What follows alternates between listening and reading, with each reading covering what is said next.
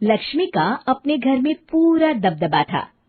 Hitler की तरह वो सारा काम अपने पति और बेटे से करवाती। धीरे धीरे उसके पति की तबीयत खराब रहने लगी। सुनो जी, अब आप बुजुर्ग हो गए हो, काम में भी अब हाथ आपके फुर्ती से नहीं चलते। अरे भाग्यवान, भगवान से डर।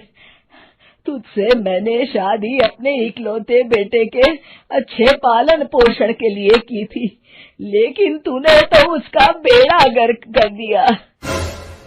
मैंने क्या किया? पढ़ाया लिखाया, अब नौकरी नहीं लग रही तो मैं कैसे जिम्मेदार हो गई? अब घर में बैठकर रोटी तोड़ रहा था तो मैंने कहा काम ही कर ले। एक तो भला करो और ऊपर से बातें सुनो।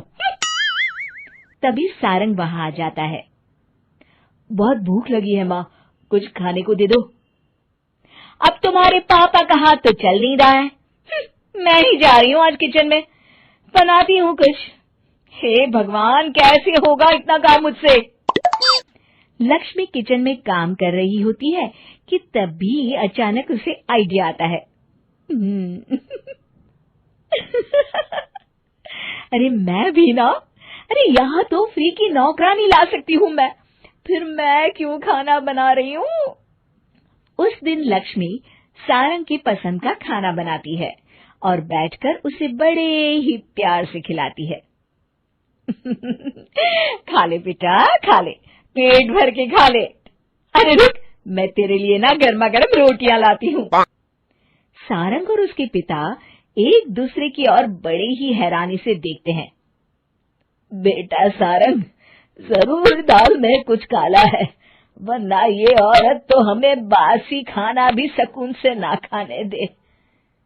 सुनील की बात लक्ष्मी सुन लेती है और जोर जोर से चिल्लाने लगती है। अरे हाँ, भलाई का तो जमाना ही नहीं रहा। एक तो आग में खुद को जलाकर तुम लोगों के लिए खाना बना रही हूँ और ऊपर से तुम्हें दाल काली लग रही है। अरे माँ, पिताजी का ये मतलब नहीं था, तुम बुरा मत मानो।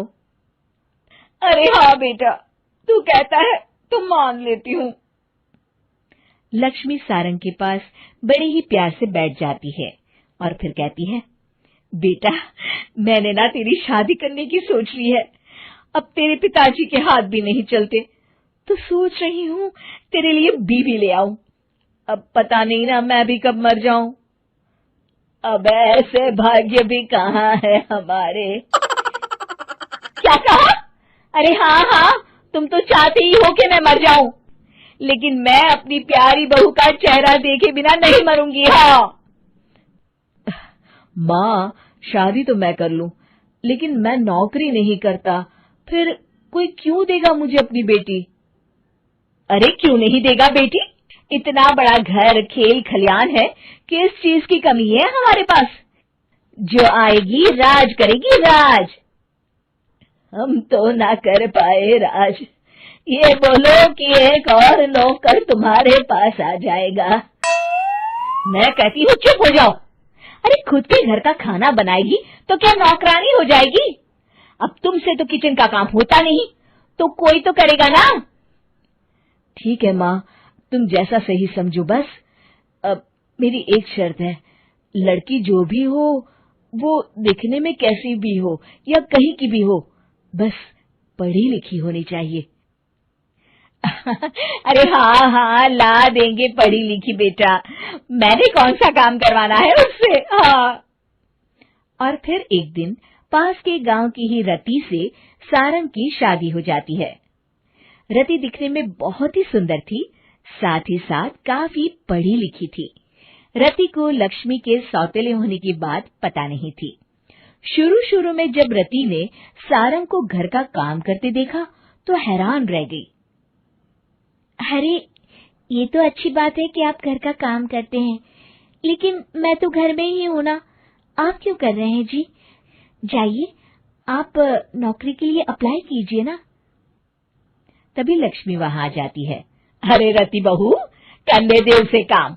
और हाँ, मेरे घर के कुछ नियम है, कायदे हैं, यहाँ बीच में ना ही बोलो तो तुम्हारे लिए अच्छा होगा।